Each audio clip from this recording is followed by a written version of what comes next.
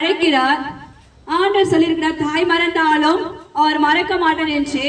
ஏனென்றால் நான் கர்த்தர், நான் மாறாதவர் என்று ஏசப்பா இப்படியாய் சொல்லுகிறார்.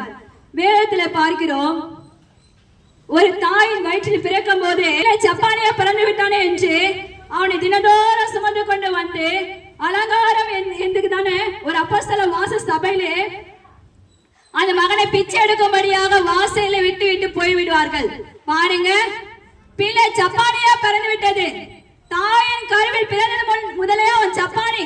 அவன் எதுக்கு ஒன்னத்துக்கு உதவாதவன். அவனை தூக்கி எங்க போடலாம், பிச்சை எடுக்கும்படியாக அவனை தோளில் சுமந்து கொண்டு வந்து அலங்காரம் என்ற அப்போஸ்தல சபையின் வாசலிலே அவனை விட்டு விட்டு போயிட்டாங்க. அம்மா பிச்சை போடுங்க, ஐயா பிச்சை போடுங்க சொல்லிட்டு ஒரு பிச்சைக்காரன் என்ன பண்றான், ஜப்பானி பிச்சை எடுத்து கொண்டு இருக்கிறான்.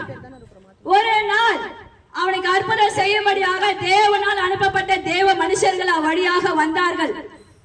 சபைக்கு போகும்படியாக வரும்போது ஏசப்பா கூட இருந்த சீஷர்கள் பேதுரு, யோவான் என்கிற சீஷர்கள் என்ன செய்தார்கள், அவனை உற்று பார்த்தார்கள்.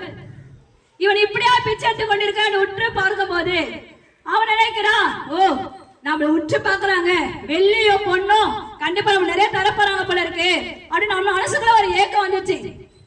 அப்ப என்ன பண்றாங்க, கிட்ட போறாங்க. போகும்போது அவன் அவங்க கிட்ட கேக்குறான். அப்ப அவங்க சொல்றாங்க, வெள்ளியும் பொண்ணும் எங்களிடத்தில் இல்ல, வெள்ளி இந்த உலகத்தில் அழிஞ்சிடும், கடைசி காலத்தில் வாழ்ந்து கொண்டிருக்கிறோம், இந்த பூமி அழிவு நோக்கி போய் கொண்டிருக்கிறது. கர்த்தராகிய இயேசு கிறிஸ்து சொல்லுகிறார், மன திரும்புங்கள், பரலோக ராஜ்யம் மிக சமீபத்தில் என்று நாங்கள் பார்க்கிறோம்.